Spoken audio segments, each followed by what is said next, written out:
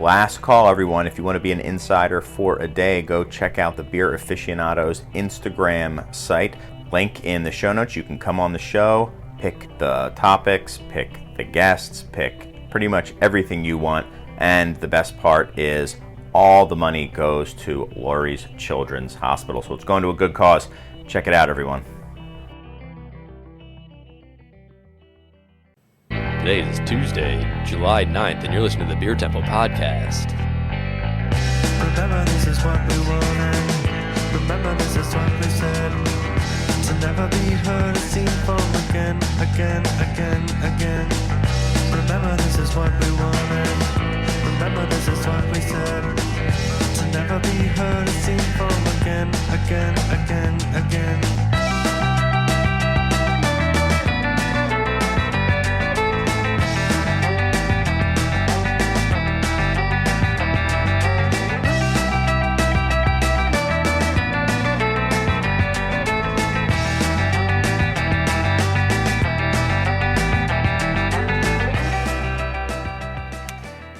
Hello, and welcome to the Beer Temple Podcast.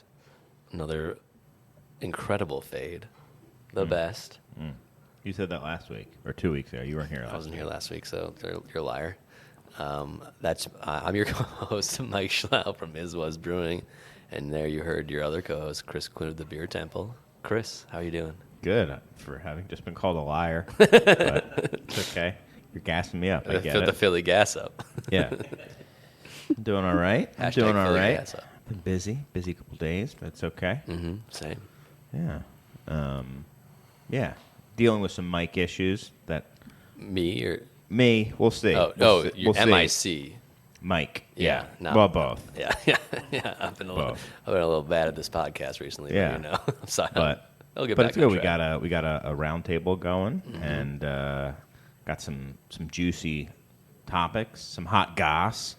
That's always nice. Some juicy G. Our favorite. Yeah, and yeah, that's about it. I was told we're supposed to cut down from you, I think, on the banter at the beginning of the show. So we should probably get right into it. My favorite thing to do, but I'm sure Yeah. it's not the best thing to listen to. But Nah, I don't know about that. who's this show really for, Chris? Us or them? Well, how about this? Let's set up an adversary. We can talk relationship with the about audience. beers that we're excited to try and stuff like that. You have one in your I got glass, one right? right One now. that this has been on your bucket list for a This long is number time. one with a bullet for years. It's a And seasonal brew. What? Yes. The season is America. Yep. And it pays homage to our fattest founding father. Yeah, with a PH. Anyway, you really want to spell it? These Benjamin Danklin. Benjamin we Danklin. got it. Thanks to friend of the show, Chris Penna. For I have a Benjamin Danklin in my hand. He's no longer on the can for some reason. Maybe was he never on the can? Or is this He part? used to be on the can. Is He used this to have what a the tri-corner hat? This was their rebrand. They took It took Benny off. took Benny off at the Danklin. Yeah. But there's a key. I don't know how I feel about that. There is a key, which is not a real thing that ever happened, but whatever. There's hop cones. You're one of those guys, huh? I'm a truther, Chris. He never chopped down a cherry tree. It was a spruce tree, and he Benjamin Danklin never chopped down. That guy chopped down trees, though. You know what I mean? Yeah. Sick. Right. It's great. It's very dank. I'm very enjoying dank. it very much. It is. Yeah. It's great. Yeah. Also, some Forest and Maine that was brought to us. Yep. So very exciting. So thank you for all the gifts. There's only a couple of Appreciate beers it. that I would drink before cracking a Forest in Maine. Like in the world, if someone brought me Forest in Maine and Yeah. other beers, I'd always probably Benjamin jump in the Forest Danklin? one. But Benjamin Danklin. So we got Feel like I some had to. serious Ohio heat because recently in the shop, so we've talked about Hop and Frog as well. It says lightning bolt of lupulin. Yeah. And we've had, obviously, Boris the Crusher, famous, really good Hop and One Frog. of the best Borises. Yeah. Then there's Doris the Destroyer. But you may not know this. I didn't know it until we got it in. Now we have, I think, in like 8-ounce cans, but not the shorties. They're like slim cans with black and white like sticker labels. 2 more have joined the group, have joined the chat. Taurus the Tyrant. Taurus? And The mid-sized Ford car is a tyrant? Quarus the Quasher are now on our shelves right now. Quarus the Quasher. So I'm excited. Apparently, Fred, who works at the shop, has had Quarus, said it's amazing. Is it a quasher? Can you quash it? Quasherone. Yeah. Master Quasherone. Quash a couple of those in a weekend. Yeah, I think that's about as many as you could do. But apparently it's very good. So we should probably try it. What is it? It's a barrel-aged quad or I think it's like a quadruple Oh. imperial stout or something. Oh, okay. Yeah, so Got it's like it, a double got it. imperial, double imperial, triple Doris imperial. for double. Yeah, okay. Yes, triple quad. Chorus, the quasher. Did you get that? No. Okay, yeah. Okay. All right, I'm not alone. Yeah. So Ohio is Bringing the heat. bringing the heat. Slickest Labels in the MS game. Paint labels in the game. I mean, between them. And now, here's a question I have. We're doing the banter, but this is important. This is a real question. This is what the show's about. I want you to think about this. I want a serious answer. Okay. It's a little bit of a silly question, but you need to think about it and give me a serious answer. Yep. If Hop and Frog and Fatheads collabed, who would you want to do the label? I want both of the interns to do the label, but I want it to be a mashup of the fathead guy, Yeah. the obese Dan Carey, if you will, and a frog wearing sunglasses, like an obese frog that's balding. I want Hop and Frog to do it, but I want Fatheads to have given them a lot of their assets, their fonts, Yeah. their characters, and then just be like, I don't know, I'm just going to like mash them on here. Yeah, so Gonna this quash beer, it's 'em on. obviously going to be called Florist or Fatheads. What if it was just the fathead guy's head on the frog body? Be Like the amazing. WB frog body that they're Or the other rocking way there? around. Yeah. Yeah. Probably is what it would be. Yeah. Yeah, definitely. I would drink it. I would consider driving to go get it. What Kickstarter level would you pay to be the person who got to do the art? I wouldn't want to. I No? would need to wait and see. Okay, fair Yeah, enough. yeah. I want to see what magic they come up with. So, okay. That said, I'd pay Yeah. $500. yeah. Yeah. All right. There you go. So you got it. Yeah. It's Well, you. no, you just have It's to you, Rubio. talk to the Hop and Frog people. They also had like So you pay another us one. $500? It was called like Queen something, and it had a woman in a very ornate, like Elizabethan queen, yeah. gown in like a drawing room with like a burgundy background and everything. I would have put my life on it was a barley wine. Yeah, it's a turbo shandy. The classic English style turbo shandy. Exactly. Last time we had I love Bamforth that. on, and he just was going off on the turbo shandy and how there were actually like a bunch of different types of Yo, turbo that shandy. in the Lost Step. Yeah, the Lost Step. When we The were doing Patreon episode. The hot take history on turbo shandies with Yeah. Charlie Bamforth. Yeah, he said, shut up about turbo shandies. Yeah. You've got a new blog. Yeah. So, okay. So should we get to? Good job not doing the banter for us. All right. It's okay. It's fine. We had the dank in our glasses, and we had to Get do loose it. when you got the dank in your glass. So let's introduce our guests. We're going to do it in the order that we always do, which is how many times you've been on the show, seniority, and the senior member of the crew, I believe, is Mr. John Rubio. What's up, man? It's been a long time. It has. I'm really glad to be back. And I do have to say that every time you guys do banter on your show, we get a brief uptick in downloads for our show. So I appreciate it. There you go. It's really a hell of a favor you keep doing us. Trying to be a good member of the community, you know? Yeah. How are Yeah. things at the Beerists? It's a lot of fun, man. We're still trying to stay on a weekly schedule. It's been a little bit difficult first of the year. People, actually, it's not even first of the year anymore. How old am I? Wow. Yeah. Summertime is what I meant to say. People are taking vacations and stuff. So we've had a couple of 2-person shows, and we've missed a few weeks here and there, but hopefully getting back on a more regular schedule and drinking a bunch of beers from around the world and giving them very honest and sometimes brutal reviews. Well, see, that's why Mike and I give absolutely nothing, take absolutely nothing, owe nobody anything, because then we don't feel as bad if we don't have a show.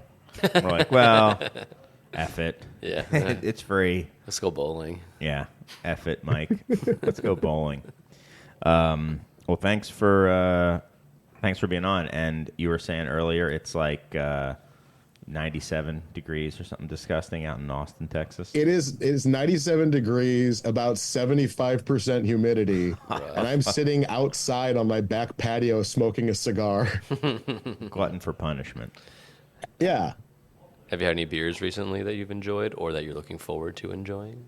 You know what? On one of our latest episodes, we were talking to this brewery since like February because they met Mark or Pam or both of them at GABF, and they got to talking, and Mark liked their beer. They both liked their beer and said, hey, we have a podcast, you should send us beer. So they finally got in contact with me in February, and they were about to send some stuff, and then they just kind of vanished, as a lot of people do when they say they're going to send us beer. And they, out of the blue, sent us 5 crowlers like 2 weeks ago. And Hey. Crowlers, you got to get them open. I know. They jumped in front of the line. We have like a queue of like 6 episodes, and we couldn't hold on to those for that long, so we jumped them in front of the line. And I didn't really have high hopes. It was a brewery I'd never heard of in a place that I've never heard of, Bremerton, Washington, and they misspelled Kolsch on one of their crowlers. I was like, this is going to be Hell yeah. real bad. Those are our guys. And this brewery is called Deep Draft. They blew us away. It was kind of like that one year, Chris, when we met up at the CBC in Philly, and we drank all manner of amazing beer. And then one night we were sitting together, and we had this little pub ale from Forest in Maine. You mentioned that. Yep. And we didn't want to drink anything else. We literally sat there and drank pint after pint of that simple, beautiful, excellently executed beer. We drank until the keg was gone, I remember. Yeah, and that's what these guys brew like. Wow. They sent us a Kolsch, a Dunkel Roggen beer, a Schwartz Roggen beer, sorry, an IPA, and I think it was a Maybach, and they were all just so spectacular. Deep Draft. I was absolutely floored. And they had a 5th beer that they sent us that we didn't want to open up on the show because we're trying to limit our reviews to 4 beers at a time. At the end of that lineup, I was like, I'm going to go get that 5th beer that I'm just not excited about at first, but I'm like super excited about now because it's they call it a triple X triple.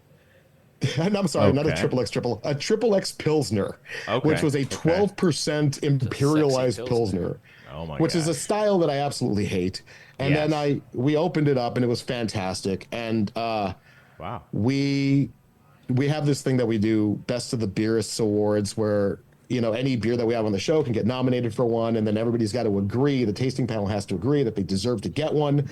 This was the first time that any brewery got more than 2 nominations on a show. These guys actually won 4 best dubs and got 5 nominations on the show. Whoa. It was insane out of nowhere with crowlers, no less. All right. Where in Washington are they? Bremerton. Of course, Bremerton. It's right outside of Seattle. All right, awesome. All right, Deep Draft. I'm going to remember that if I'm ever out in Seattle. Yeah, bookmark that. Cool. All right. Well, thanks for the info. Our next guest, been a while, but not a first time guest. We've got Mr. Andrew Tater. What's up, dude? What's up? Thanks for the invite. Yeah, man. Thanks for being able to come down. I appreciate it. Yeah. Andrew is I don't know, all around beer industry guy. True in the trenches insider, I would say. Yeah. At this point, I would be a seasoned vet. I'd say by so. most. Yeah. I'd say so. And Yeah. right now you're working for Stone. Yeah. So it's been almost 3 months now that I Entered the beer industry. I came back in. No, yeah. Hardened vet. Yeah. Hardened vet. Yeah. 90 days, It's not, baby. It's not 2014 anymore. Yeah. Show you guys exactly. how it's done. Right. We're gonna change this shit up. Back in 2022, I took a job running the wholesale department for Dark Matter Coffee here in Chicago. Taking a new job, learning a new industry, kind of challenging myself with that, and it was a lot of fun and met a lot of great people. It was a really good experience, and this opportunity kind of came about with Sapporo and Stone in the Midwest region here. So I decided to take my opportunity and get back into the industry and try to help grow Sapporo's footprint in the Midwest, Illinois, and eventually down in like Missouri and whatnot. All right, so you're going to be all over the place. Well, welcome Yeah. back to the beer world, dude. Yeah, 100%. Never really left. No, I was only gone. You were for, always around. Whenever yeah. there was a beer thing going on, you'd poke your head around. Yeah, this industry,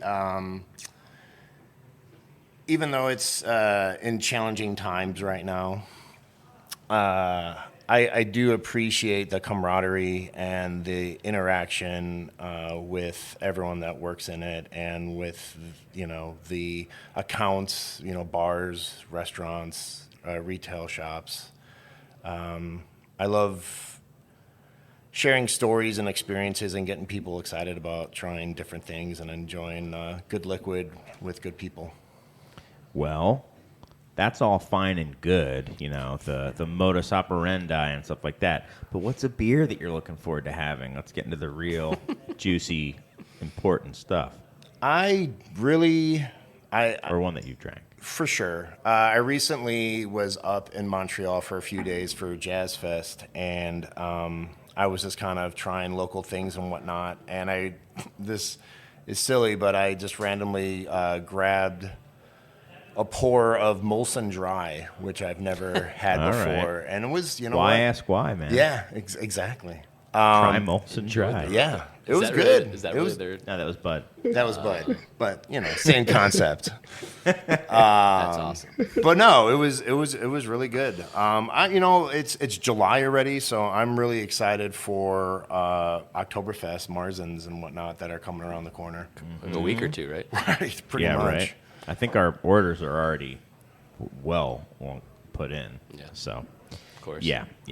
I mean, I think pumpkin beers we're going to have to start putting orders in for it too. Still Not buying joking. Pumpkin beers? No, but you have to put your order in for them. Right. Got it. They don't just show up. They show up at like It's Target for ridiculous. $2.99 6 months after. Right. Yeah, you don't go sit in a pumpkin patch and then the beer shows up. I mean, there's That's really the great pumpkin only beer. a couple of them that I want. Pumpkin. I mean, I'll take some pumpkin. I'll always take some pumpkin into the shop. But yeah, Pumpkin ale. Whole hog. They still make that? Oh, whole hog. pumpkin is one that I would take. Whole hog is your favorite. Whole hog by far is, I think, the best. Yep. Who makes that again? Point. Point. Yeah. I've actually really enjoyed pumpkin ciders over the. Yeah. You know. Those go well. Yeah. Kind of that mold spice thing. Well, I hope you guys we were talking about America. I hope you guys are all American-loving mofos because, yeah, it's going to get, I don't know how you like old things and old American things, but we're coming and going. The oldest brewery in the country is coming. It's coming, baby. 2025, it's coming to Chicago. We knew it was a matter of time. It's been inching its way west over the course of years, and it's been setting up some distribution hubs and all that stuff. But Yingling will be here. It was announced pretty under the radar. I only found out when you texted me and my put it on the outline. wife found out about it, and she sent it to me. So Wow. yeah, I think in The like a real news Margaret, feed. the real insider. Yeah, right. It was like one of her like news feeds. Does and this then- fly so far above our radar that like normies are gonna be sending it to us instead of? I mean, I told Valicki, and he didn't know. he didn't crunch this one. He hadn't crunched the numbers yet. Wow. He didn't see that one in his crystal ball. So Nostradamus Douglas doesn't yeah, know about Yingling. I'd be curious to see is Yingling in Texas? I know it's in the South, some places, but is it in Texas, Rubio? Yeah, they got to Texas in 2021, I believe, and it was a pretty nice addition, actually. There were a lot of friends of mine that told me that they had either never had it or had moved to Texas and had missed being able to get it, and were very happy that they could get it regularly now. So, yeah, it's still, I believe it's still on the shelves. I've just started to walk around the grocery store beer aisle again now that we have really, really great selections in just everyday grocery stores now. But yeah, it seemed to have been doing pretty well.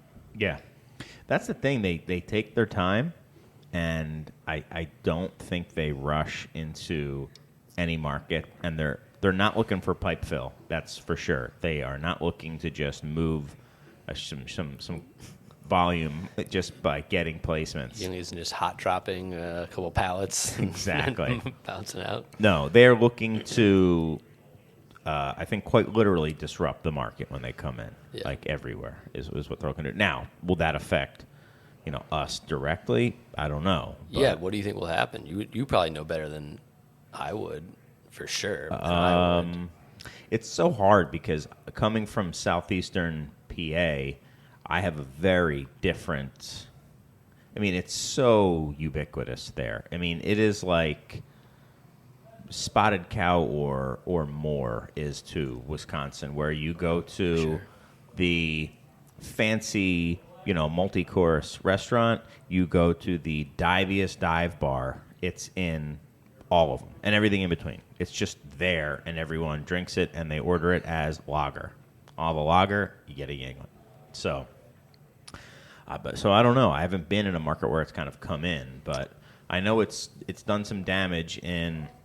This was a while ago, but I know when it came into Ohio, it did some damage. Now that borders PA, but yeah. I would say that with as competitive as the Chicago market has been over the last 10 to 12 years, I would say that Yingling would be the only brand that could actually make some type of penetration into the market. Yeah. For- or for- New Glarus, I think Right, would. for an outside brand outside Yeah. of the Chicago market, I think that it's a challenging market in itself that like you'd have to have some serious muscle behind it, and Yingling does have that. Yep. Yeah, as I think about like my buying habits, it would very obviously become the number one macro-ish beer I would buy. Like I would definitely Yeah. choose that Yeah. over. And you might get it in bottles, green bottles. Let's go. It's crazy. Like they just do everything that everyone says is the wrong thing to do. I mean, they're in green bottles. They do cans though too, right? They do. Yeah. But the bottles Yeah, is what you see kind of everywhere. Yeah, yeah. In Philly, anyway.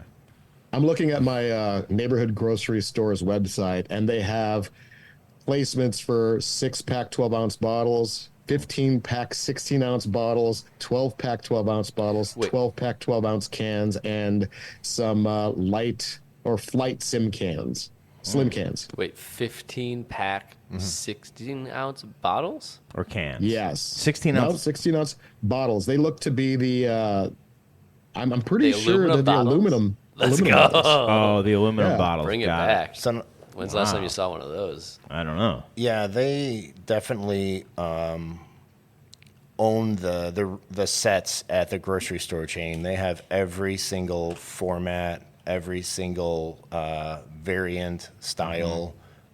They definitely capitalize on every type of selection out there. It's amazing to see how big that they are in just like a small footprint.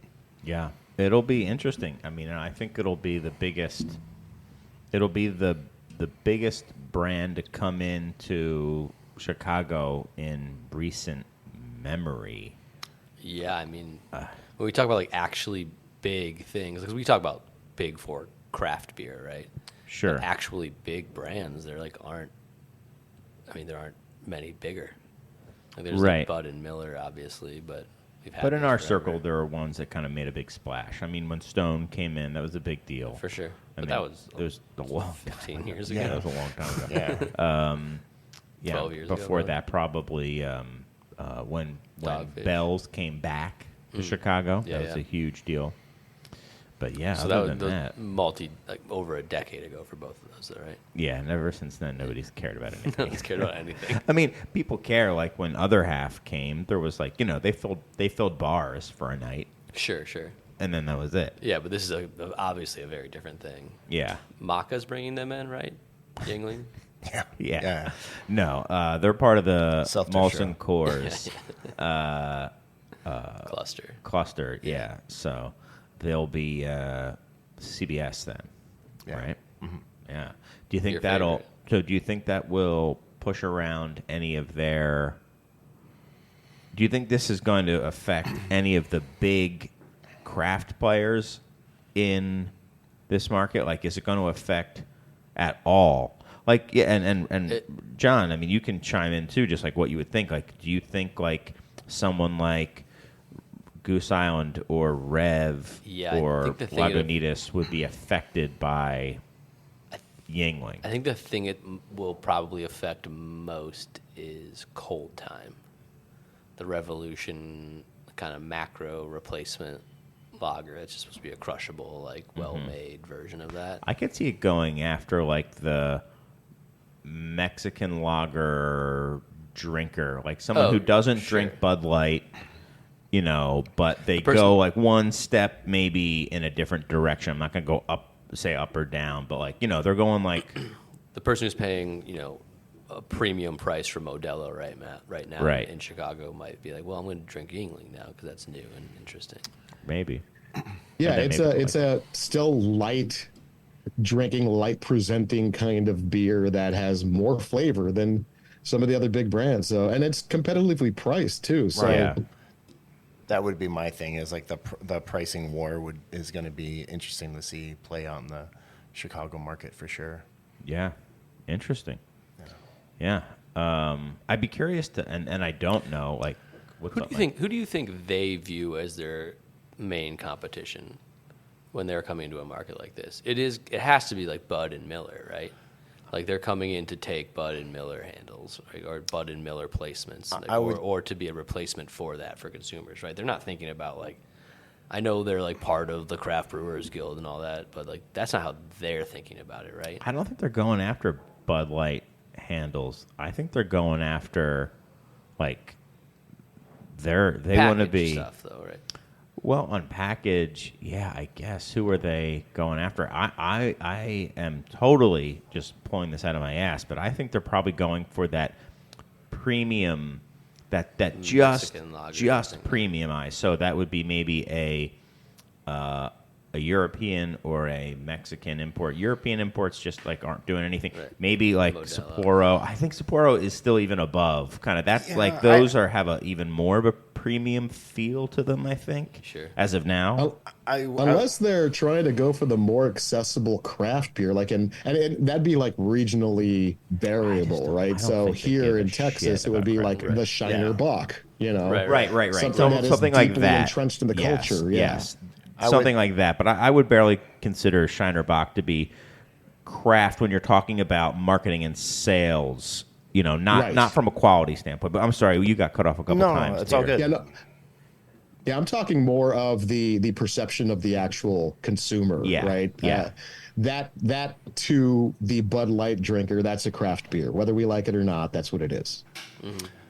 I would say that their target audience for the Chicago market would be going after for the industry as a whole would be going after those hams drinkers, those old style drinkers, those high life drinkers, all those shift beers that a lot of production brewers use to kind of QC with and whatnot. I think that they are going to try to penetrate the industry from like the ground up to try to like, rattle some cages and get some sales that way. I feel that's kind of how I would It'd be play smart.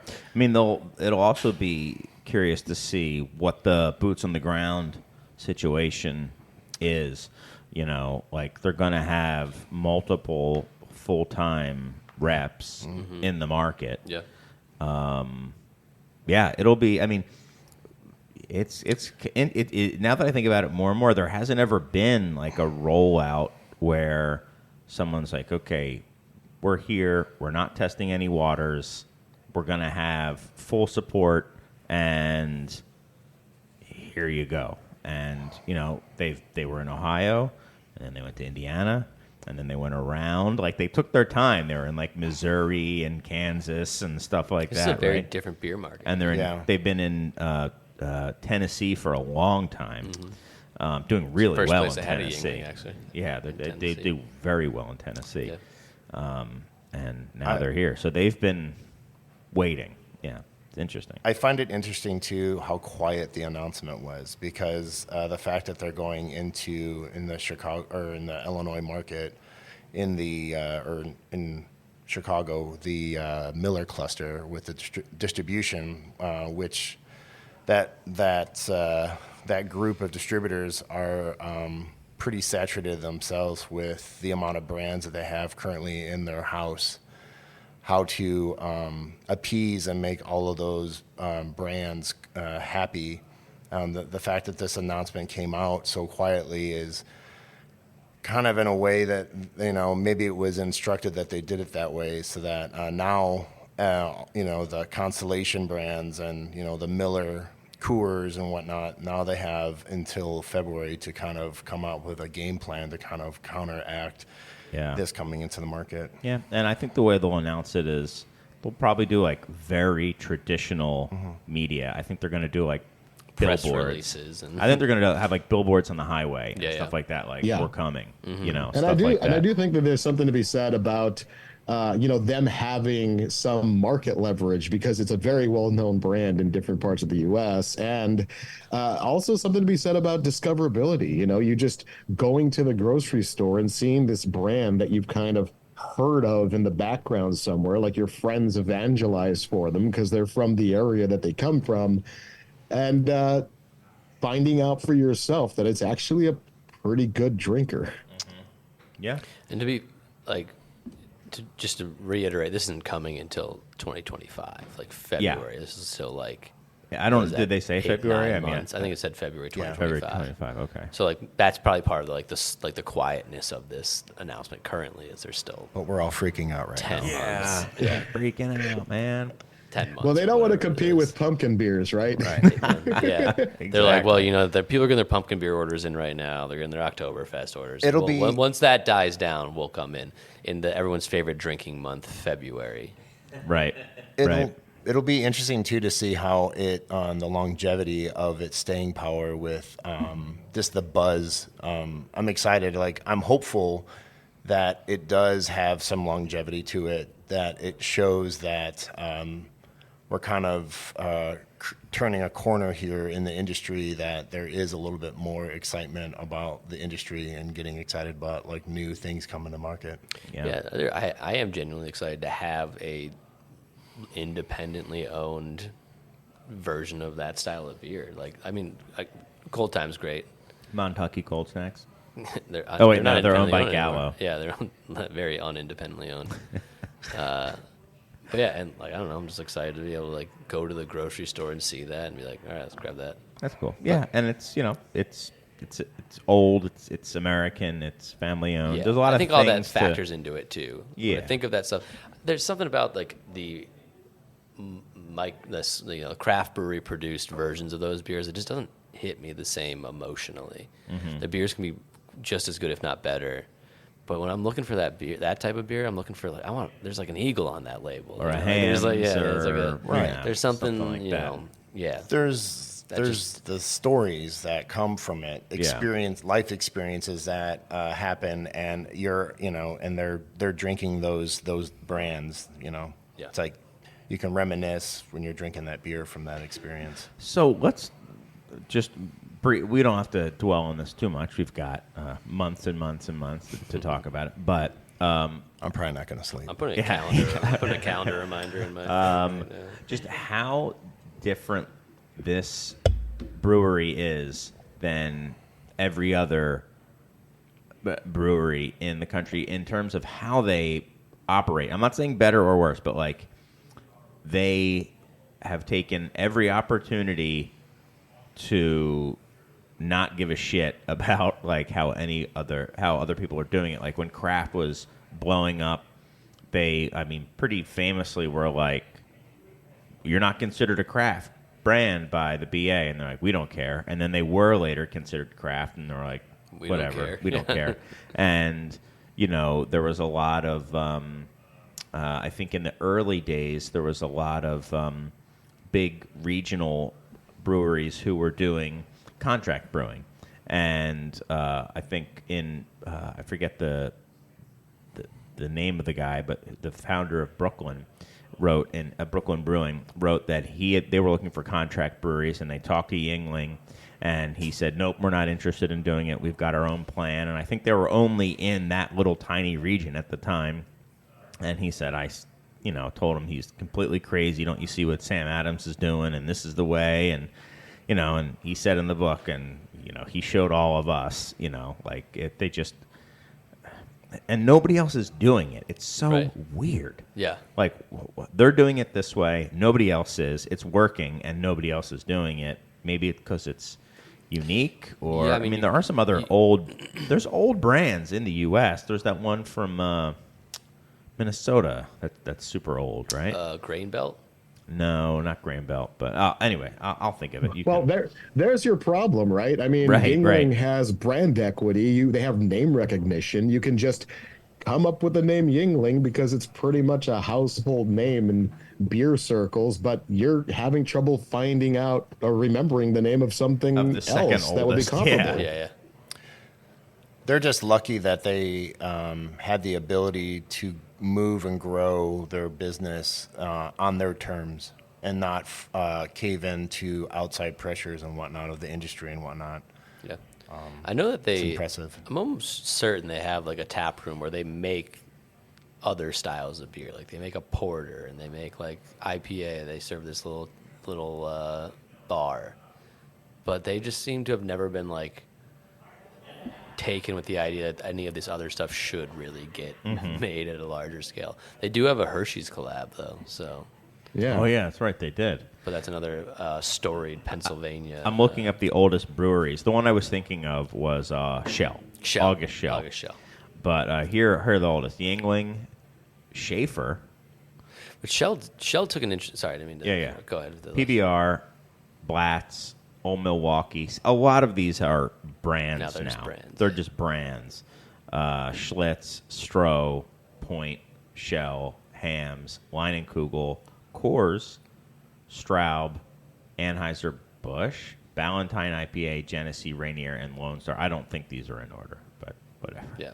And Anheuser-Busch is pretty old. Yeah, Shell took an interesting, a very different route, right? Where they now are kind of respected for some more interesting, craftier things that they've done, right? Like they make some interesting sour beers and stuff. They recommissioned their fooders that they would lager their lagers in, and now they use them for kind of mixed culture-y beers. Yeah. Which is a very different thing than Yingling did. Yingling also makes a black and tan and a porter. Yeah. Yeah, they do a black and tan in a can, which I think is just a mix. And then they do a porter, very light porter, but it's dark. And first porter I ever drank was Yingling Porter. Yeah. So, all right, well, we'll see. So that's the coming.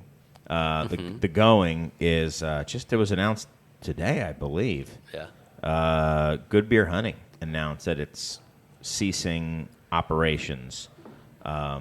There was a note from Michael Kaiser. I was going to say friend of the show, enemy of the show, I guess I should say. We've had some, some issues. Threatened to sue someone, they kind of. Wasn't me. Yeah. Was it you, Tater? No. Okay. Oh, they got threatened? I tried. I was threatened. He threatened me. Yeah. Yeah, but certainly, I think for the hardcore super beer, like hobbyist geek industry person, it was a something that was pretty much a part of the culture. Now, I will say I found out because Kate and Brian Roth, friends of the show, who both work there, told me that Sightlines, their kind of Beer Biz Daily brewbound competitor, did not cease operations. And then the consulting arm, they kind of broke off long ago, and it's now called Good Feels Good, something like that. Yeah, I forgot about that. That's still going, the consulting. So it's just like the blog and the deep dives and stuff like that. I don't know. Any thoughts out there for anyone? I mean, obviously the UI and this show have had very specific and valid opinions on certain people there, but it is sad because it was kind of the last one of the last places that was really trying to do beer coverage. Certainly the last one that was trying to do it, and pretty much exclusively that. Yeah. Because there's there's Vine Pair and there's some great stuff on there, but it's not just beer coverage. And it's too bad for all the people that worked there and all that. But and the long form beer writing is just one more nail in the coffin. Right. Right. I mean, that's sad. That is sad, but maybe it was just not. There's not that much space for it, right? There's not that much money for it. Yeah. Like it was very sad when the Tribune didn't have when Josh their left beer the Tribune. writer. That one hurt me more because he's so good. Yeah. And I don't know. That was like such a legitimate organ to lose something like that. Where he was the times they are a changing. Yeah. And anyone else? What how about you, Rubio? What are your thoughts about Good Beer Hunting? I mean, he was very much of Chicago originally, but then had such a tiny little footprint in Chicago that you almost kind of forget that he's lives here. Yeah. I think he still lives here. Anyway. Who knows? Yeah, I read his stuff. I read Good Beer Hunting pretty regularly, and I'm gonna miss it. I don't know anything about the people that work there. I've never ever interacted with any of them, but I liked a lot of their coverage. Some of it was a little snarky once in a while, but it was an important part of the landscape, the hobbyist landscape. So it'll be missed. Yeah. A quote that a text that I got from someone, I'll just leave it anonymous. I don't necessarily think they would care, but I didn't tell them I was going to read it. He said, just less interest all around for content, unique beers, BA beers, kind of all of it. Drinkers are still there. They just kind of aren't passionate about it. And I think that's pretty accurate that the bullseye is getting smaller. Yeah, that's what happens when you have 8,000 to 10,000 entities screaming at all the consumers for the last 10 years, right? Like, we did this to ourselves. Like, we took everything special and exploited it. Like we made things that were only getting made once a year, we made all the time, and things that should have been only made once a year, we got made too often, and we told you everything was special all the time. And it's if the consumer is fatigued by the way that craft beer has been communicating with it, it's not the consumer's fault. Right. Right. And what's up, John? No, one of the things that I'm curious about is that, the whole craft beer boom that we just kind of went through and are now sort of downswinging from, I'm curious to know how much actual growth there is from before that boom to after that boom, how much actually sticks around. Sure. How many of those people were actual fans of beer and not just riding the wave of a trend, right? A popular explosion. And I'm really curious to see how many new people we got that actually stick around, that actually are passionate about it. Because that's who I've always wanted to speak to. Like on my show, I really want the geeks, right? But I also want the people who just kind of, want to listen to some jerks talk funny about beer, right? We know nothing about that. Yeah, but like I made my podcast in such a way where it was never going to make any money. Like we don't take sponsorships, we don't take ads, we don't do any of that stuff because I personally don't like ads in a review show. That's just me. And since I'm running the whole thing, I do all of the work. I don't have to, like all my co-hosts are all here on their own time. They're volunteering, and we're just making something as an excuse to drink together and to make each other laugh once a week. And I really never personally cared about how many people listen to our show, and we've been fortunate enough to get a pretty large audience.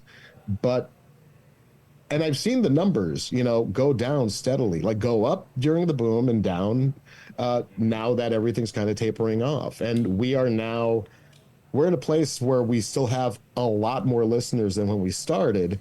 And a lot of them are even more passionate than they were when we began 12 years ago, So the thing that really interests me just on a personal level is how many actual consumers do we convert? How many people did we gain through this explosion in popularity?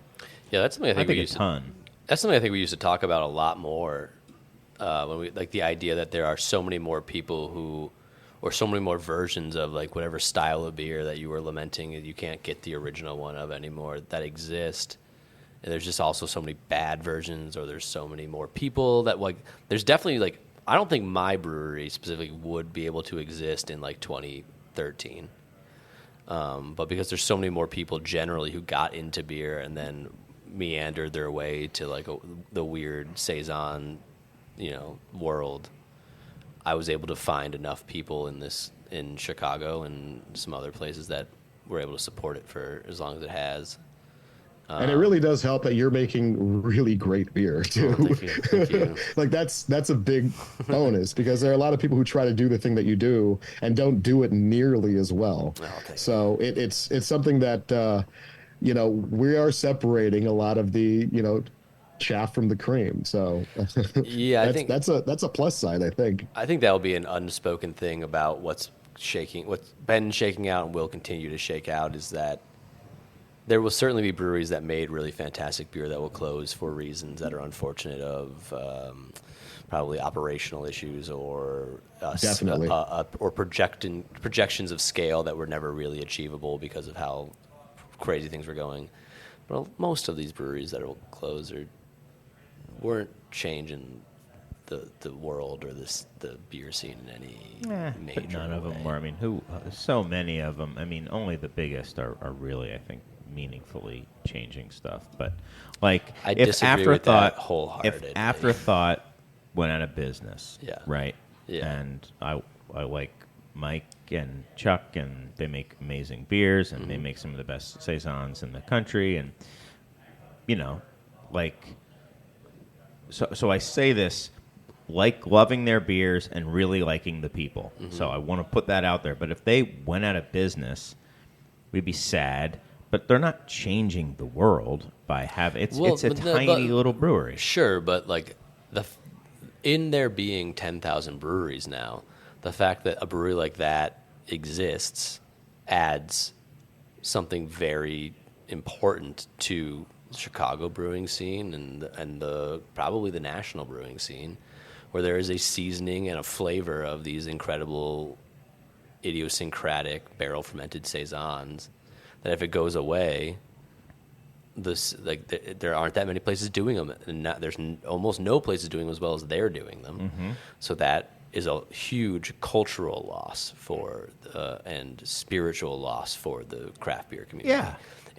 Sure, you can say that like Voodoo Ranger is changing things much more than Afterthought is in a macro sense, but I mean, as far as the culture of craft beer goes, which I think is what we tend to care about more than the sales numbers or what the top end is doing trend wise, that would be a huge loss. And there's places like that all over the country. I mean, so I guess a huge loss. I mean, not changing the world. I don't know. I guess we're just talking semantics now, but it's whatever. I mean, I think there's going to be Right. good places that close, and we'll see. Let's take those as they come. We'll deal with those ones. So circling back Yeah. to good beer hunting. Yeah. Thank you. yeah, Thanks, yeah. host. Who's hosting this show? I would say the best thing that Good Beer Hunting was able to do for the industry in this market, or I guess across the country, would be bringing those interviews that he was able to do with different producers and founders and hearing those stories and everything. I think outside of the writing, I really loved those interview podcasts that he did early on. There was so many different interesting topics and people he was able to get in front of, which I thought was really important to. It was a way of educating the market in a larger audience. I thought was really, really cool and really important, and things that I hope that we don't lose. I hope that there's opportunities for things like that in the future. Yeah, and they genuinely were very early to that coverage. I don't know if anyone else was doing that type of interview show with people in the beer industry. There's plenty of them now, and there's ones that are more technical or ones that are more like... Maybe the Beer Brewing Network would be the only one. Yeah, but they weren't doing quite the same thing. That was like a more like radio show style like thing. Yeah. Right? And the Good Beer Hunting things were like more NPR like Yeah. podcast like vibe. Yep. Which I don't know. That might be semantic and a small difference, but I felt it was different than and it felt like not culturally different, but there was kind of like a fratty thing that like a lot of the craft beer coverage had before. Like a morning zooey. Yeah, type thing, there was like cracking beers in the microphone and belching and stuff that just but it was very obviously a choice to not do that. Yeah. Which was cool. Hey, I'm right here. You're one of the good ones. Yeah. No. Thanks. Yeah. No, definitely. Yeah. The kind of the more highfalutin kind of more refined. And for better or worse, they brought a lot of that, right? There's a lot of things that came out of Good Beer Hunting that was more highfalutin and high-minded, and sometimes it was a miss, and sometimes it was it mattered, like it was more important, like their personal beefs aside, they were doing something specific and interesting, and Yeah. It was just, like the art of the conversation, I think I liked the most about it. And Yeah. I think that the industry kind of got away from that a little bit. Mm-hmm. Yeah. for sure. Well, yeah. So they will be missed. The long form kind of writing and stuff like that they were doing. But I definitely thought it was worth mentioning. I got to tell Edmar about it now. I got to break the news to him. Probably definitely won't get sued now. Yeah. We can release all those T-shirts now. Yeah. Exactly. Let's take a break. Yeah. Let's fill our glasses up and then come back in just a few minutes and continue on. I also have a surprise. Oh. Yeah. So Nice. we'll come back shortly with more of the Beer Temple Insiders Roundtable. Welcome back to the Beer Temple podcast. I'm your co-host, Mike Shallau. I'm with your other co-host, Chris Quinn of the Beer Temple, John Rubio of the Beerists, and Andrew Tater of, what is the correct Sapporo name? Stone. Sapporo Stone. Yeah. The Sapporo Stone, like from the Infinity Wars. Yes. Yeah. We're still collecting them. And you can destroy the universe. Great. Anyway, we're back. We're talking about beer stuff. And we are going to read a letter. Is that what we're doing, Chris? Well, we got a few things. Okay. First, we got a letter, but first I wanted to do what might be a recurring segment, but for now it's just a check-in with our friends at Athletic Brewing. They just had added Oh, another yeah. 50 we need mil. some theme music for this. Like, Right. bum, bum, bum, bum, Right. bum, bum, bum. Right. So they hit 800 million valuation. They got another $50 million in funding, led by Tom General Brady. Atlantic. General Atlantic, which I think is PE The electric money. company. Yeah, General Atlantic Yeah. Electric. And they also got 50 mil from Keurig Dr. Pepper. I think it's so funny that Keurig is big enough that they have a piece of Dr. Pepper. So And you get a their little- first piece. K-cups of NA beer soon. Right. A little hot NA beer coming out of your K-cup machine. Yeah, man. I mean, but I mean, it's all lining up for Yeah. a sale. So we said over under by the end of was it within a year? Is that what we said? We should go back and remember this now. Whatever is the most convenient for us right now. I picked the over. think You it was- took the under. I think it was. So I think then it was probably a calendar year from We'll whenever find I out. said it. Yeah. When did? How long ago did we say that? All the days blurred 364 days ago. Shoot. Gotta send some texts off real quick so you Yeah, don't get my Connecticut but people to this influence is. I them. mean, I don't think it's just Mike, and I. I'm sorry, I know it's not just Mike and I, but I think to us it has all the hallmarks of somebody who is desperately trying to, maybe not desperately, but very much trying to sell. Yeah. I don't know if they would be desperately. Usually, if you Yeah, raise more desperately was VC maybe not money the right at that word. point, and you're like not, Yeah, you're not doing well, you don't talk about it. yeah, Like I know people that have told me about raising more money and like a C and a half, like a B and a half round that is like because you spent all the money, and that doesn't seem to be what they're. If you're announcing you've raised more money, it's to. Well, they bought a giant brewery too. Well, two of them. Yeah, that'll take two. Well, yeah, the Ballast Point. the two Ballast Point breweries. Oh.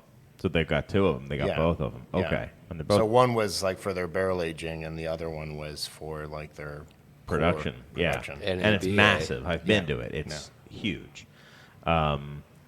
So, yeah, I mean, do we see... I mean, we said a year. I mean, does anyone... you got an over-under, John, for Athletic, for when they're going to be bought?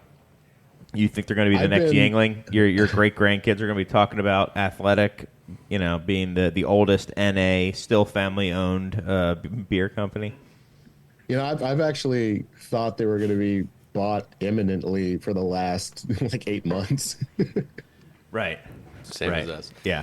I'm guessing they sell next February. I don't remember. Maybe we'll have to run it Oh, back. by Yingling. Right after dry January. They're like, Yingling's coming into Chicago. They're going to cut into our market share. Dry January is probably their best performing month. And they probably will hit some sort of number. I don't know. That's just what I don't know. I don't know shit about anything, but Yeah. that just feels right to me. Okay. Early Q1, as the finance people say. Q1 I bet you it's not their 2025. best month, but it might be their best relative month. Compared to the rest of the beer Right, industry. right, Yeah. yeah. I'm sure summer is. They sponsor a lot of baseball podcasts I listen to now. Well, they sponsor a lot of stuff. Yeah. Yeah. But there's a whole 2-minute ads at the beginning of one of the baseball podcasts I listen to about how drinking season's really long.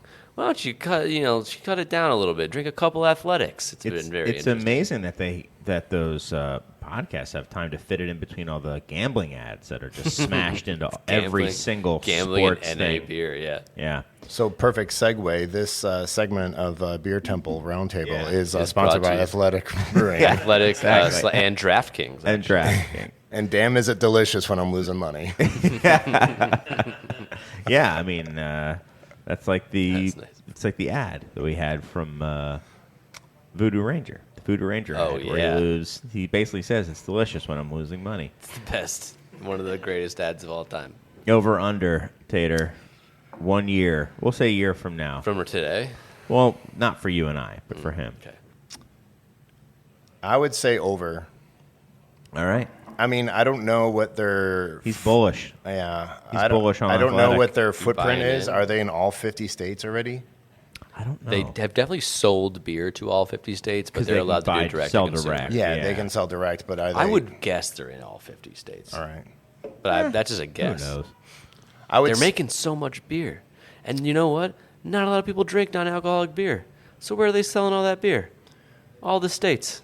Yeah. Right, I guess so. I mean, they definitely have a commanding market share. I mean, Of non-alcoholic beer? yeah. It's like Yeah. it's like dang near 100%. I don't know if it's that commanding, but it's very commanding. Name two others. It holds 19% of the non-alcoholic beer market, 19? That rounds up to the closest 100. and 32%. They fuel 32% of the growth. Those numbers sound low. Right. Yeah. I don't know. Yeah. So it's it's I guess Guinness and like Heineken NAs are probably still pretty popular. yeah There's some big brands and big Yeah. Favorite actor Dennehy. right. Favorite drink O'Doul's. Yeah, I don't know how well O'Doul's is doing, but Bears. Hawks. Bulls. yeah. Sox. Okay, so that's that. I just wanted to get a little check in with Athletic. You know, they got another We need cool to- 50 mil. We need to come up with like an alert system. Like what when color? they've gotten more funding? What color is this? Is this the eminent cell? We're probably at like a Like there's DEF CON. like a yellow, orange, red, a green, yellow, orange, red situation, right? Yeah. We're like what? If it's green, is they're never gonna sell, or they're not within the next year. I think we're DEF And- CON. and red is they're selling tomorrow. I think we're DEF CON 2 right now. I would say Red is their CEO is coming on our podcast saying he's never gonna sell out. He'll never sell, I guarantee.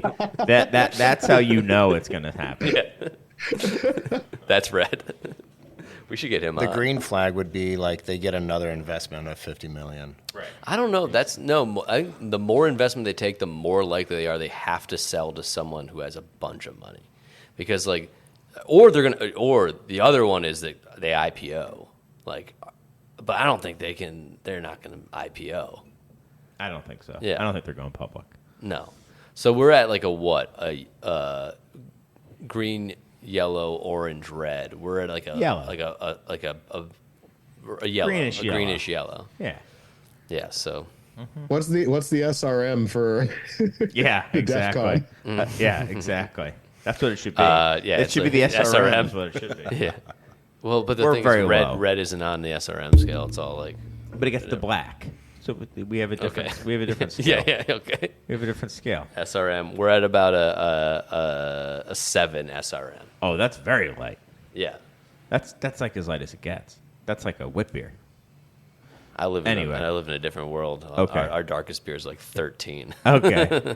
All right. Yeah, I'll put it at a 12. It's about 12. a 12. Okay, 12. Yeah. All right. We're at That sounds SRM good. 12. All right, SRM 12. Sales really might happen. Might happen is hyphenated. We have letters. Yeah. We have letters that we like to read. Mm-hmm. Usually they're electronic letters. Pop in the mic. Yeah. Don't worry. Okay. It doesn't. There's no carbonation in here. Let's make it So sound If jangled. the letter's asking what the DEF CON color is in Lovibond, I'm gonna yeah, hurt then we've myself. already what the Pantone color is of the. Charlie Bamforth writes into Yeah. What if Charlie Banforth wrote us a message in a bottle? So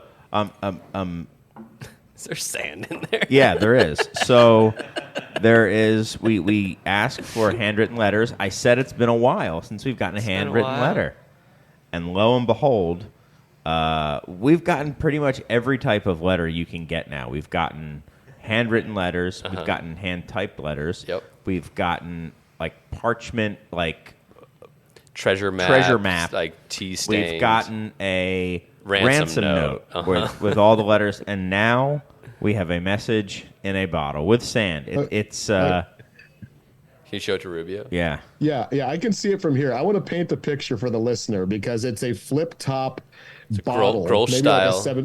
Grolsch style, like 750 or 500 milliliter bottle. 750. And partially filled with sand. Yep. And there's a piece of paper in there, but to show you what kind of amateur hour stuff we're dealing with, nobody has tweezers. No. So No. He thought about Judge it. Rubio, He- he's Oh, smarter than all of us. Yes. There was a ribbon hanging out of There's it. a rubber band, A rubber band. and it's got Okay, he's pulling it Whoa. out like a feminine napkin from the Yeah. bottle. You know what? I would have the exact same imagery. I was like, okay. Is it wet? Uh-oh. Well, we lost some words. Uh-oh. It was taped shut, and that I think the word was all. So my goodness, it's handwritten. My Lord. Oh my gosh, it's moldy. It's been taped together. It's oh my gosh, there's a whole contraption. This is amazing. Genius. The letters, it's running. This is my number one. Okay. Number one with a God. bullet. I want to talk directly to whatever serial killer did this. Did he actually like throw this in the ocean? I don't know. Yeah. It looks like it's spent time next to that pineapple under the sea. Amazing. Yeah. Whoever has to clean up back here is not going to be super happy. There is A lot of there's sand. here. There's a lot of sand. Wow. Okay. There is I think I know who this a is from. letter. Oh yeah, I do too. Dear Beer Temple, and forgive me, everybody. This is hard to read. It's gotten wet. It's a zodiac cipher. I've been lost on this small island for many moons. Not sure how many beer trends have come and gone. My thirst for deserted island beer is but an imagined something, imaginative exercise, for I am lost at sea. My luggage had one beer that I managed to smuggle in my carry-on. Benjamin Franklin. As the plane broke apart on impact, I was able to exit with my bag. It's been empty now for weeks, perhaps, and now it becomes the vessel to send you a message in a beer bottle. I have a few questions. Will beer ever return to glory in a glass bottle format?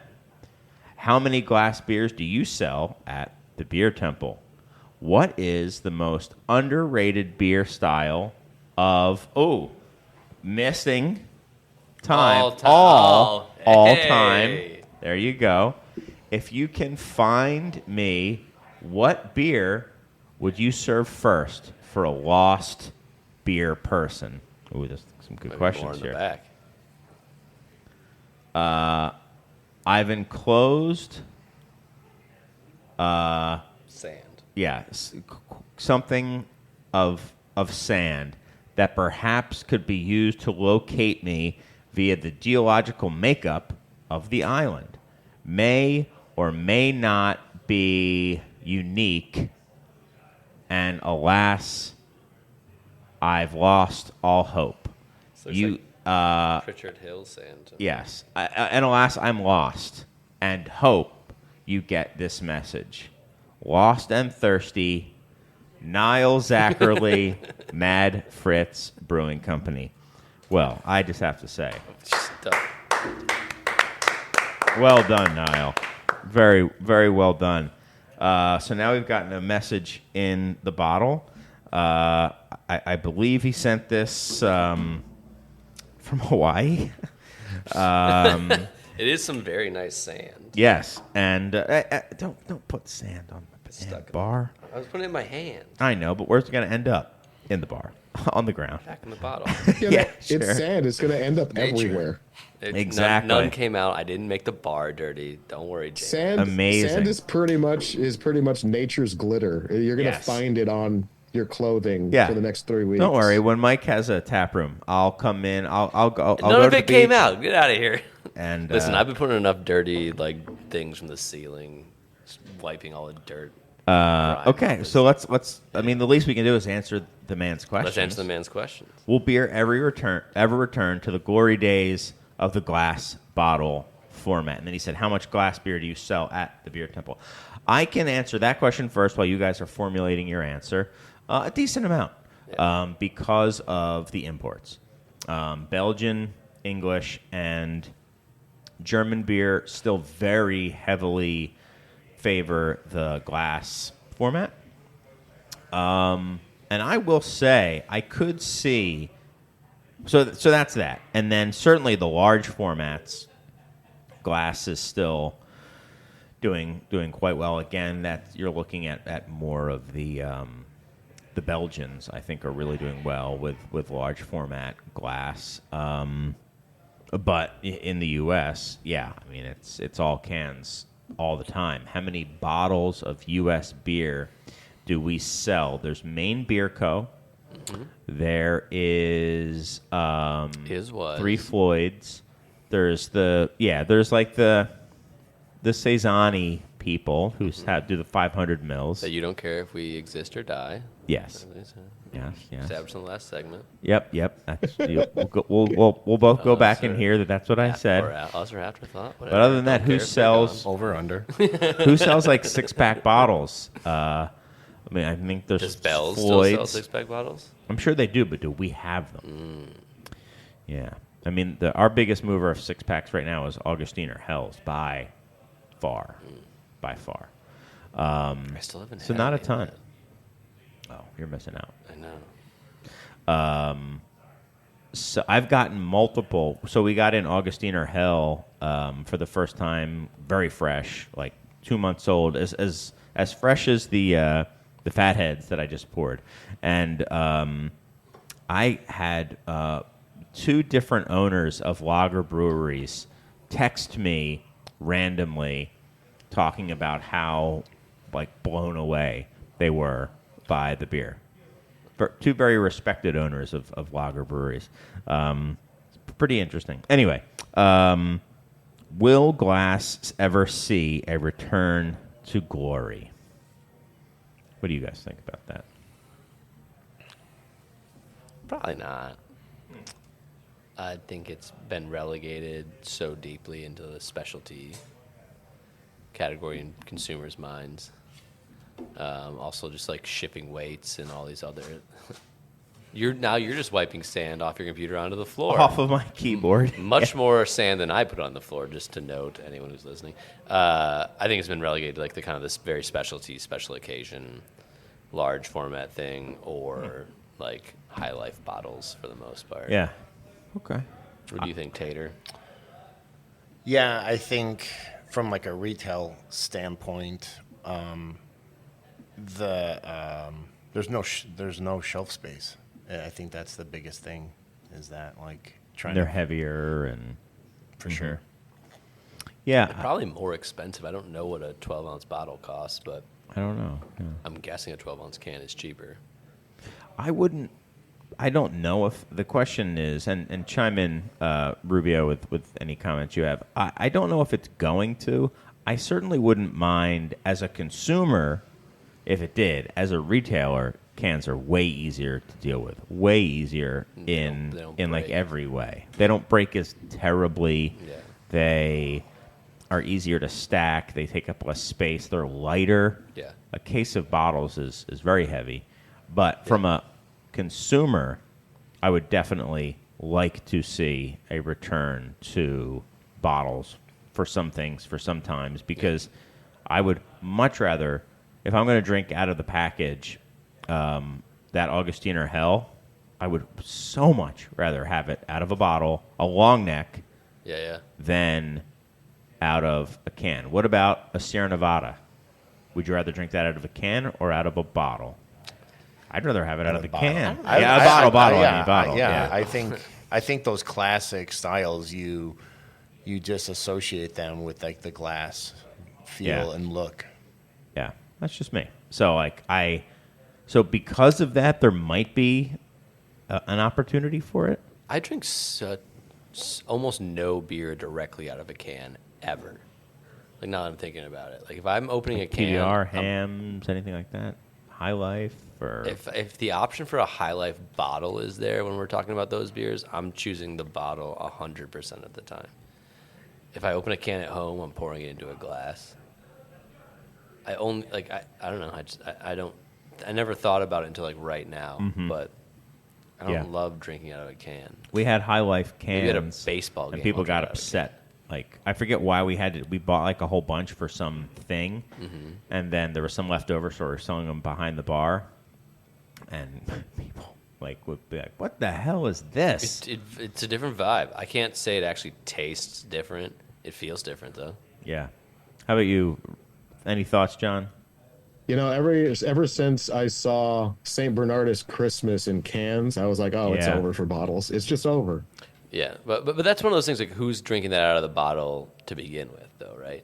Like, Right. if you're popping a bottle and you're bringing that to your lips of St. Bernard's Christmas, like then something happened that you didn't want to have happened, and you're trying to come back Right. from it. Right.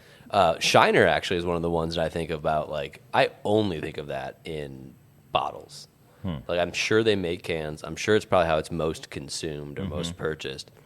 But I would never buy a can of Shiner Bock. I buy Yingling bottles over cans all Yeah. the time. Yeah. Yeah. Yeah, they have both SKUs in stores, so Yeah. Yeah, and when Yingling comes here here now the new over-under is Yingling hits Chicago or Athletic sells, which happens first. Oh. But when Yingling hits here, I'm definitely not buying the cans. Right. Only buying the So bottles. so that shows there is a potential for bottles to come back. Now, for Niles beer, I think bottles I love are bottles. the way to go. Yeah. The way to go. Yeah, Because they 'cause you do present as more special, and Yep. Artisanal. better. You can- They present better in a lot of ways. Yeah. You can send them in the mail. I think Yeah. large format for me is it's a special occasion versus just consuming a lot when you're looking at like a 15-pack of cans and whatnot. Yeah, to think about like the bifurcation and the distance between large format cans and what that means to people and large format bottles, and as far as beer is concerned, is night and day, right? 100%. Like large format cans is like basically I'm a grab and go. It's neo bum wine, Right. or like So we got it's two like more. a- We got for two more craft questions beer. still. Whereas like large format bottles are like that's class. For sure. Yeah. Oh yeah. Next question. So we're 2 questions down, 2 questions to go. What is the most underrated beer style of all time? What Saison. a question. Do you really Obviously. think that? I do. I do Okay. genuinely Okay. believe that. As long as you genuinely think that. Okay. Most underrated beer style Or Hellas. of all time. Underrated? Yeah. Okay. Well, Pilsner gets all this attention. Yeah. I think Hellas is better. Boy, what is the most underrated beer style of Besides all time? Saison for the rest of you. I don't think Saison's very underrated. It's underrated in this country. It's Yeah, not. perhaps. It's Perhaps. definitely underrated. I don't know. I'll tell I you have to think what, for I moment. had a Dunkelweiss and sometime back when I was just so happy when I was drinking that beer, and just wondered why, those darker. I mean, this is those maltier styles don't get as much talk in the U.S. Yeah. in I was general. And I thinking know Munich that's like Dunkel is what I was thinking. those are We're beers very I- much on the same page. I don't have like an immediate like sense memory of what either of those styles really taste like. To be Yeah. honest with you, Interesting. Like when I think of those styles and my palate, like other styles like Saison, Lager, like Hellas, like that. Those things I'm like, oh, I have a reference point for it. Those I just don't. I don't have. Maybe I haven't had enough of them, but I just have generally malty feelings in my mouth. Whereas other styles, it's like Yeah. very vivid. I mean, You if know I'm, what? I'll throw Schwarzbier in there too. Yeah, I was thinking about that too. I'm of 2 minds now. I'm leaning towards either a Hef, because I think Hefs just don't get the love. Now, you're in Austin. You're in like the Hef capital of America, so it might be a little bit, but like there's like none. Yeah. Everywhere There else. used to be a lot of and there Hefs used here. to be. And and there's just none, and they're great. Yeah. The OG Hazy IPA. I mean, they're good. They're really good. They are the best wheat beer style. I think I like them more than Wits. I think the best hef. I know there's Allagash White is looming out there, but It's like not a hef. no, I said first Wits. But if you really just wanted to swing for the fences, APA in a way like should be the best-selling craft style. I think it's just like the perfect blend of drinkability, alcohol, and American hop profile. I think it should just be as more dominant than IPA. So I know it's not an unknown style, but I just think APA should really be the top-selling style in craft beer. I agree with that. Yeah.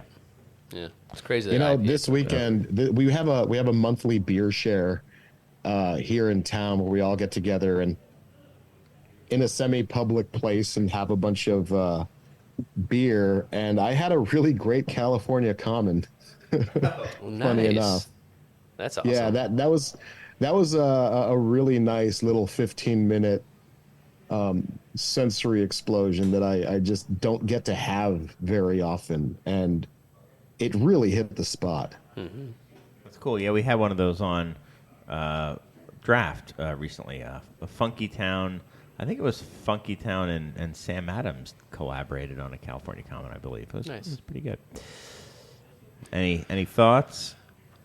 Japanese dry rice stout. No, he was going to say the strong malty hoppy beer. You're not worthy of the style that I'm thinking of. Exactly. No, I you know, like Bell's Amber. I like an amber ale. I think is a classic style Yes. that doesn't doesn't get the love that it deserves. I feel. Yeah, I think A true American amber, like Yeah. a hopped up amber. Yeah. Yep. I think during the recent beer explosion, that was kind of like the thumbing of the nose at the beers of your father kind of thing. Right. And amber died an unfair death. Right. Where actually they were very good beers. And malt in general, I think, might be a thing of this segment where the idea that malt became the enemy because hops were the king of American beer, and most of the and styles. I was guilty of that too. I was guilty of slagging off the amber as a style, or even the American brown ale, and I've recently come to really appreciate those styles. Yeah, well, there were shiny new toys that we had never gotten to play with before, like Citra and Mosaic and stuff, where it's just get everything out of the way. We're going to run an ISO play, and they're going to take it to the hole. And they did. And they did. Yeah. And they dunked on everybody. Yeah. And now we're back to fundamentals. Right. We're the worst team in the league, but we want mild ale, mild and amber ale down in the blocks, banging, shooting layups. Yeah. Speaking of which, another shout out to Chris for the Forest and Maine. I'm drinking the best bitter right now. It's I thought you were tasting doing a shout out to yourself. delicious. Yeah. Shout out to me. Shout out to me. Big ups to me. We have one question left. It's a good one too. If you can. Oh wait, that's the wrong side of the. Hold on. Oh, okay. What beer would you serve first to a lost beer person? Probably a non-alcoholic athletic beer because they haven't eaten anything in a while. No, let's Yeah. pretend that's Just not kidding. it. Like a beer lover kidding. who they've been rescued. They now have the little reflective blanket on them, and they've been stabilized. And then you hand them a beer. Yeah. What beer do you hand them? And you know what? That's my situation. Style If you or want to say it's the specific next beer? day and they've had a chance to take a No. shower No. and they're eating a meal or whatever situation you want, that's okay. Okay. Yeah. I'm going with the one where they're shivering in a blanket. I'm going Right. to think about it for a second. Okay. It's got to be something with a squeeze of lime because they got scurvy. That's true. I mean, are we talking? Bud Light should this Lime, be is that what you're saying? Should Final this be answer? a style or a Bud Light specific Lime. beer? Are we doing a specific brand, like a specific beer? Sure. Why not? Okay, I have one Homer one that is genuinely the first thing that came to my mind, which is Bourgeois Daydreams, our 3.2% table beer. But that's just because I really want to drink one in that situation. But I'll think of a better one. Tater, what do you got? It's a tough question. Sapporo, extra dry. Right. No. That's a great beer. It's a great beer.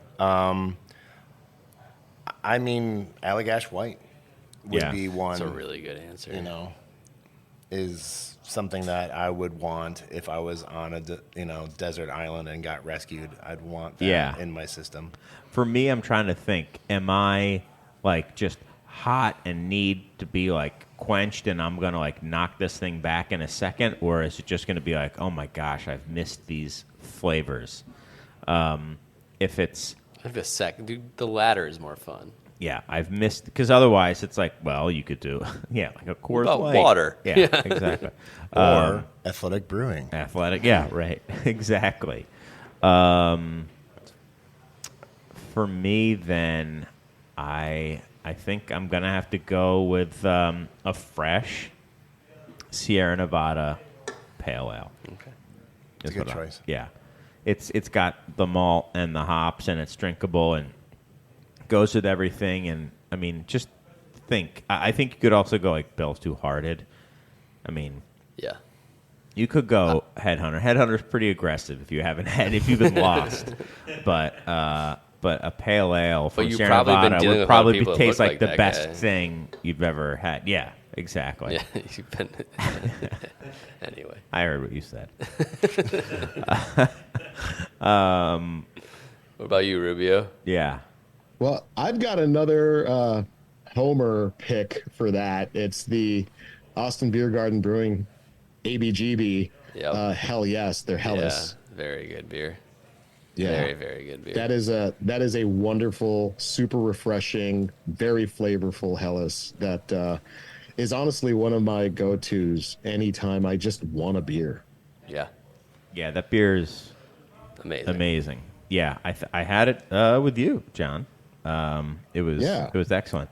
And to Mike's point, the Pilsner gets so much love there, but it's tough. It's tough to drink a lot of those. That Hellas you can drink a whole bunch of. Yeah, let me go against that real quick. Would say Jaeger is probably, if I was on a desert island, I think it's been on draft A at fresh Jaeger. Hop Leaf. And I go in there, I look at the We list, have it, yeah. and I just look back and I'm Frank like, and Mary says it all the I'm time. like, I'm just gonna have I just want a Jaeger. Yeah. It's so good. It is a good beer. Yeah, I think that's. It's also like apparently that's where my lineage comes from, is close to where Jaeger is made. So there's You're North some German? epigenetics. Getting into why I like the Jaeger. Here's a little thing that I've seen as a potential trend is the further delineation of German beer styles. Like North German, I've like seen Black Forest. I haven't seen a Black Forest style, but I've seen no- Franconian. no- Yeah, sure. yeah, but there's only one. a lot of this stuff. Yeah. I mean, don't get me started on Czech dark lager. But it's North German. They're a Franconian, a traditional Keller beer, all these things, these like delineations of really just like regional subtleties. I think we could start seeing more of that because I think they have like little intriguing names. Oh, a Northern German, because there was a German Pils and a Northern German Pils and a Franconian Pils and a Munich Helles. Franconian dark pills. Wait for that one to come out. People will be very intrigued. Yeah, so intrigued that they say, I'll have something else. That's my whole business model. Right. Exactly. Well, thank you so much, Niall, for that letter. That's one for the ages. I truly don't know what type of letter we can still receive that will be new. I guess someone could literally do it on an old-fashioned printing press. I was going to say sure. where they put the blocks out and then like run it through. Yeah. I was going to say carrier pigeon. That's we haven't true. had that yet. It's true. That's about it. Invisible though. ink. Yeah, Pony Express. Yeah, invisible ink where you have to light it with a match or with a lighter to get the letters to show. Singing Telegram. Ooh, Singing singing Telegram telegram. would be That's a good one. Horrific. Candygram. Can- Well, thanks Is so Candygram much. still like what was Candygram? So like singing Telegram where they gave you candy? Yeah, I think so. Because the only thing I know that from is like the Message shark with bit candy. on SNL. Yeah, me too. Oh, okay. I've never had any idea what that actually is. Candygram. If you want to send a letter, you can send it to insiders@craftbeertemple.com. All the info's in the show notes, or you can send it to us. It's 3173 North Elston Avenue, ELSTON, Chicago, 60618. Send it to any of your old faves here at the show, and it'll get into my hands. I mean, somebody delivered me a Sandy bottle, so it'll get to me. But thank you very much. He did not ask. I guess with all the elements, he didn't need any. Just assumed he was getting He didn't need any clothing or 3-tier merch of any kind. 90-gallon Yeti coolers. Exactly. Yeah, like a Yeti Thule like shell for the top of his car. Nothing. Yeah, tell us what volume of Yeti Thule shell you want. And, So it's a co-brand. It's like we'll a make co. sure to put it Yeah. on the list. That's cool. Supreme as well. Just put them in on it. Yeah, sure. I bet Don has a couple of Supreme things he can get for us. What if Don came laced out in Supreme 3-tier stuff? That would be If Like a any, jumpsuit. amazing. A whole jumpsuit. If anyone come with the Supreme jumpsuit within a week that I know, it's Don. Velvet. Shout out to Don. A juicy couture. He was at Allagash. And No, you're kidding me. Brought me a shirt, and he said, "Rob Todd, Did he touched sign this it? shirt." He touched it? He said he touched this shirt. I don't know if he's telling the truth, but he definitely brought a shirt. It was a very nice shirt, very high quality, and I believe it.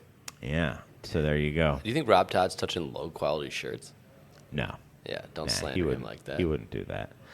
He's only We got don't have 6 letters time in to an talk entire about Dave. Is it Infante? Infante. Yeah, he's not a fan of the Hulk Hogan beer. Let's just say that. We might have to get into that. At a I bet we future could get date. him on the show to talk about it. Okay, maybe we will. Probably a little too late, but Yes. But I think that's about it. We have time for final thoughts. Do you have any final thoughts or final musings or statements, Mr. Shalau? no, just thank you for coming on, Tater and John, and engaging in our antics with us. I know We appreciate it. Mike hates this because it's lowbrow. I never said I hated lowbrow things. Sound of a Benjamin Danklin being cracked. Do you think I hate the sound of a Benjamin Danklin being cracked? Brother, you don't know me at all. You said that. I did not say a Benjamin Danklin. Imagine that in A a glass bottle. non-Benjamin. Yeah, exactly. Yeah. He said Abraham Drinklin. Did I say that? No, man. Danklin. My bad. Abraham, that's awesome. That's amazing. Did he really say Abraham? No, I just made that up. That would be so good. My brain's mush today, so Mike, you have to brew that Abraham beer. Drinklin. Abraham Only- Drinklin. That's our first non-saison we make is Abraham Please. Drinklin. Abraham Drinklin. Come out in February on his birthday. So what comes Yeah. out first?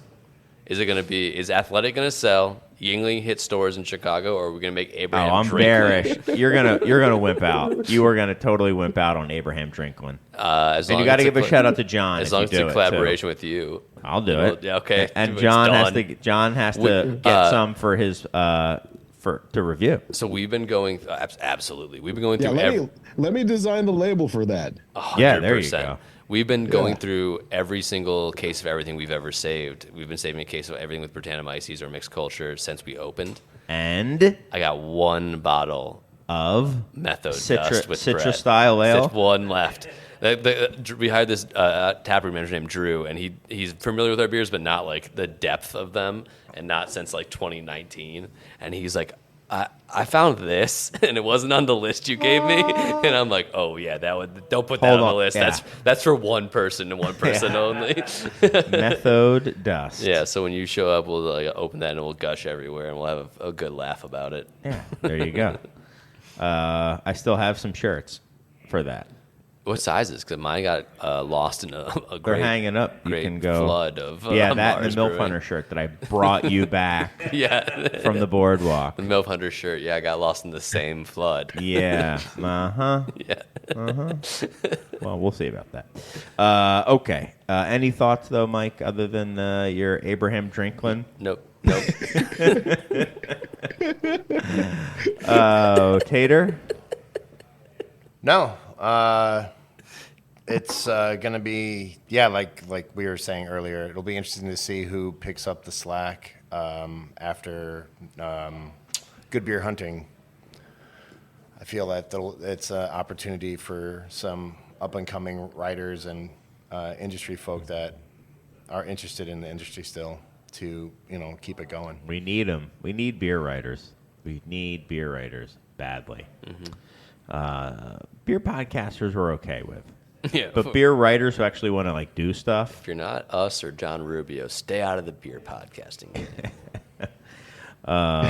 John, Yes. anything you would like to say before we leave? Not really, but I do have a couple more beer names that we could Okay. capitalize Those on. could be your final thoughts. How about Rutherford B. Hazy IPA? Wow, that's A a whole good one. series. Yeah, and then once people get tired of the beer, we can make Warren G. Harding seltzer. Yes. Wow. Warren G. Harding lemonade. Do you have a Oh yeah. My Warren's Mike's Warren G. Harding lemonade? Yeah. Do you have Warren's do you G. have a Harding Google Doc lemonade. of these, or are No, these coming off Warren's, the dome? Not Mike's. I Warren. know. Yeah. I was one of those weird kids that knew most of the presidents, and now that I'm close to 50, I only remember like 5 or 6. What do you got for Grover Cleveland? Ooh. Nothing. What about William Henry Nothing. Harrison?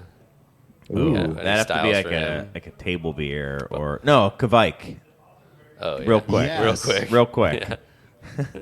Yeah. It's done before it starts. Exactly. Well, Exactly. thank you guys for having me back on. It's been a pleasure. Absolutely. And for those of you out there who are not familiar, probably not many of you who are not familiar with the Beerists podcast, check them out.